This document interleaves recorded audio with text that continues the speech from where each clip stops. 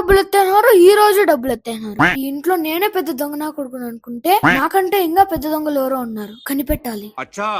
The next day.